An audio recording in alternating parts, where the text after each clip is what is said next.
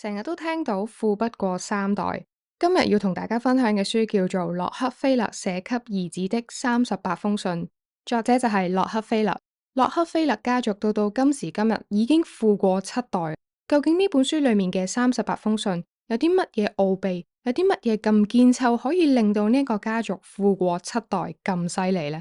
今日就同大家分享。Hello，大家好，我係 Agnes。有啲人可能都聽過鼎鼎大名嘅石油大王，就係今日嘅主角呢一位洛克菲勒先生。洛克菲勒細個嘅時候，屋企係非常之貧困咯，好窮啊。佢屋企有5個兄弟姊妹，佢老豆又冇乜責任心，佢老豆係嗰啲藥販嚟，成日咧都會喺街度遊嚟浪蕩，又唔係點翻屋企，湊佢哋5個白厭星嘅責任就全部落喺佢阿媽身上，要湊5個細蚊仔，真係牙痛咁嘅聲啊！仲要嗰陣時屋企咁鬼窮。但係原來洛克菲勒喺細個嘅時候就已經開始有咗呢一個經濟頭腦，佢會去捉火雞仔翻嚟啊，精心去餵養佢哋，然後喺嗰一堆火雞仔裏面揀一啲個樣比較四正嘅，就攞去市集嗰度賣喎。去到佢12歲嘅時候，佢已經累積咗50蚊美金喎。佢賺咗50蚊美金，但係佢冇用呢50蚊美金去吃喝玩樂。反而咧係將呢50蚊美金借咗俾佢自己個隔離鄰舍，再去收利息。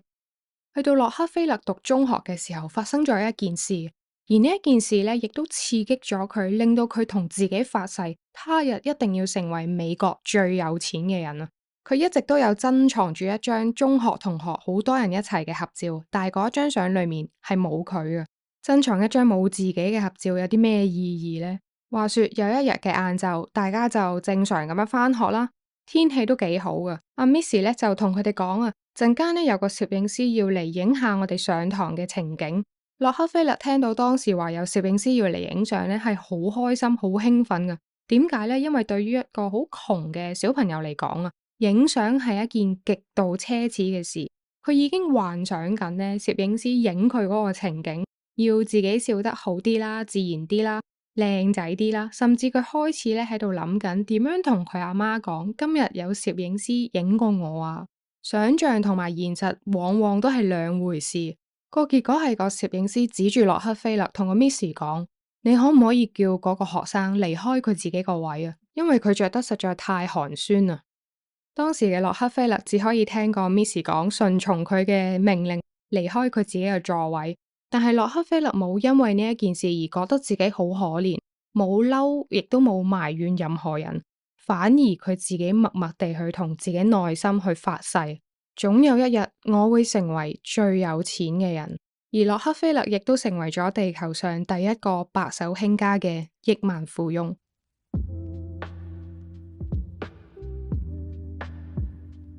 記得開頭嘅時候講到啦，洛克菲勒細個嘅時候借咗50蚊美金俾隔離鄰舍去收利息。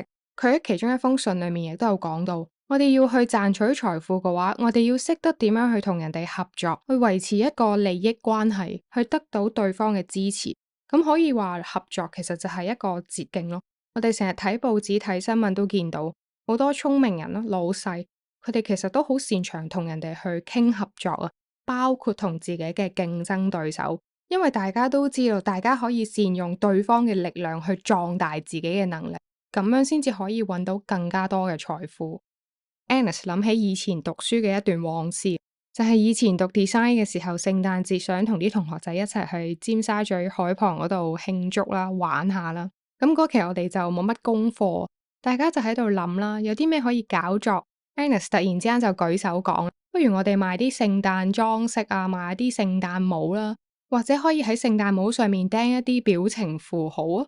因為頂聖誕帽笠咗落去之後，其實遮住咗你套眉，咁就可以利用嗰一個位做一啲表情符號啊。例如係啲咩咧？粗眉啦、皺眉頭啦，或者係滴汗啦等等。然後我哋大家都開始 brainstorm 啦，喺度 plan 啦。啊，邊個數口精啲嘅就負責去價價賣嘢啦，邊個針子好啲嘅就負責做縫紉啦之類等等。結果嗰一次我哋真係拎咗一批聖誕帽同埋少少嘅裝飾去咗海旁嗰度賣啊！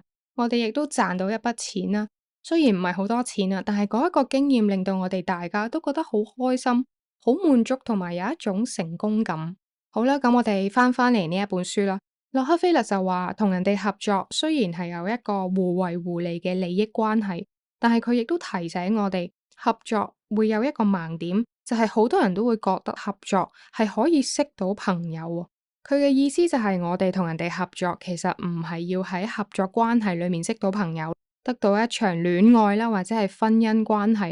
合作嘅目標唔係要去得到一種感情，而係喺合作關係裏面得到好處同埋利益。呢度 Agnes get 到嘅就係我哋要理性去合作，而唔係感性去合作。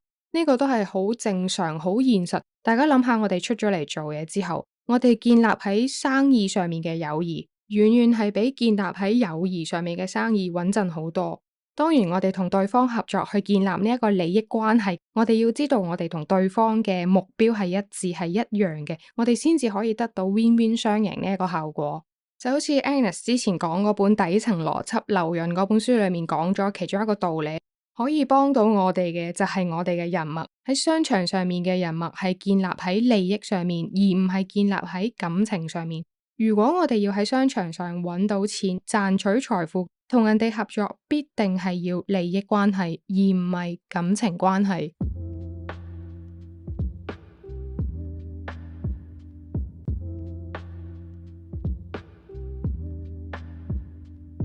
有一個農民嘅屋企養咗幾隻豬，有一日嗰個主人唔記得閂個豬欄個門口，點不知啲豬就走甩晒啦。經過咗啲豬幾代嘅繁殖之後，變到咧越嚟越惡，佢哋會威脅嗰啲經過佢哋身邊嘅人。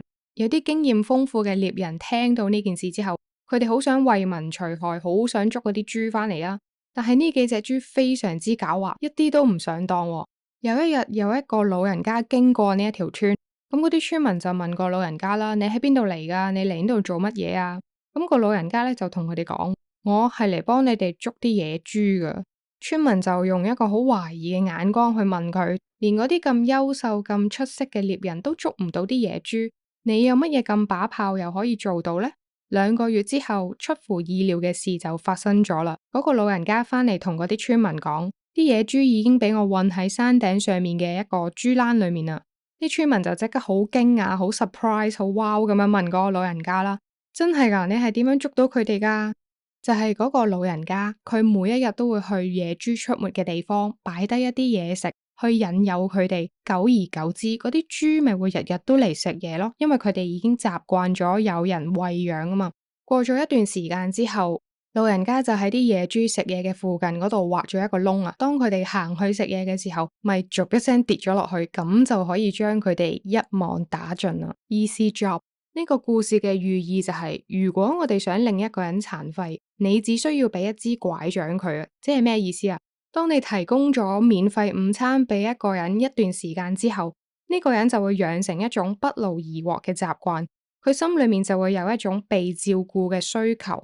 即係話到一定嘅時間，佢就會依賴住你而離唔開你啊！如果我哋俾一條魚人哋嘅話，只可以供養佢一餐或者係一日啦。但係如果我哋去教佢捉魚，就等於供養佢一世。呢句說話如果調翻轉同我哋自己講，個道理都係一樣嘅。如果我哋長期都食免費午餐，遲早會付出代價。所以話免費午餐應該係世界上最貴嘅一餐。洛克菲勒用咗相當之大嘅心機去教育佢自己嘅仔女點樣去管理財富。啲仔女細個嘅時候，佢只會每一個禮拜俾$5佢哋作為一個零用錢，仲要做一個記賬，記低佢哋每一日嘅收入同埋支出。細個嘅時候，佢會叫啲仔女負責喺屋企幫手做家務去搵錢啊，例如係掃地拖地啦，或者係捉蚊啦、捉老鼠啦。甚至乎佢哋肯去孭柴斬柴都會可以賺到錢。佢教啲小朋友去管理財富咧，唔係齋講嘅，佢真係會去 check 佢哋嘅賬簿啦，去檢查下佢哋啲支出。洛克菲勒嘅觀念就係，如果我哋有錢嘅話，錢就係幸福嘅泉源。我哋可以造福屋企人啦，或者係一啲親朋好友有一個幸福同埋快樂嘅生活。甚至乎可以衍生到去社會，我哋可以捐錢救人啦，可以去救贖嗰啲孤苦無依嘅窮人。佢除咗教佢自己個仔點樣去培養一個有商業頭腦、識得賺錢嘅頭腦之外，即係教佢點樣去釣魚啦，佢亦都提醒自己個仔，當我哋有一筆巨大嘅財富嘅時候，亦即係代表我哋有巨大嘅責任。雖然係好富裕、好有錢啦，但係佢都唔希望自己個仔咧成為一個揮霍金錢嘅富家子弟，而係將金錢當做一種工具，形成一種正向嘅循環。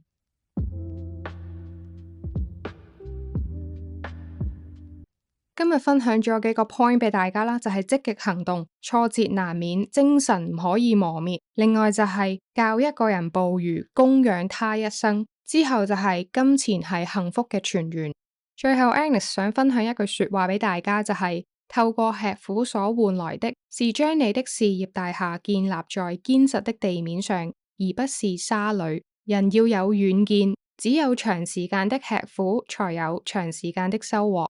雖然我知道呢一句說話喺而家呢一個世代好似有少少格格不入嘅感覺，因為而家呢一個世代好多人都會覺得躺平啦，過得一日得一日啦，大家都越嚟越講求要快啦，效率快啲啦，大家都唔係好中意面對苦楚呢一件事，都好正常嘅，即係有邊個人想攞苦離身啦，係咪？大家都係偏向咧，好想輕輕鬆鬆咁樣解決晒所有問題，但係老實講一句，我哋唔經過一啲困難，我哋唔經過一個過程，其實人咧係好難喺入面 get 到一啲嘢。我哋人係好難去學到一啲嘢啊。我哋可以 play back 翻以前讀書，我諗好多人都試過唔識得做功課，尤其係數學題，覺得點解條數學題咁複雜㗎？又要理解個問題，又要計數，真係好煩啊，好唔想做啦。但係過咗一段時間之後，我哋靜低個心去問人啦，好好咁樣去練習。我哋就會慢慢開始明白條數點樣計，甚至乎你會喺呢個過程裏面揾到自己點解會計錯。放喺我哋嘅生活經歷都係一樣噶。好多時我哋經歷咗一啲事之後，我哋喺從中得到一啲教訓，我哋 get 到嗰個問題所在，我哋去做一啲解決，我哋成長啦，我哋先至會令到自己變得更加好。呢個過程咧就好似一嚿磚一嚿磚一嚿磚咁樣砌上去，我哋先至可以令到我哋自己更加堅固。呢本書雖然出咗都一段好長嘅時間，亦都出咗好多版。如果大家未睇過呢一本書嘅話，Agnes 真心推介你去買嚟睇。呢本書我覺得係人生必讀嘅其中一本書。今集就分享到呢一度先啦，我哋下集再見，拜拜。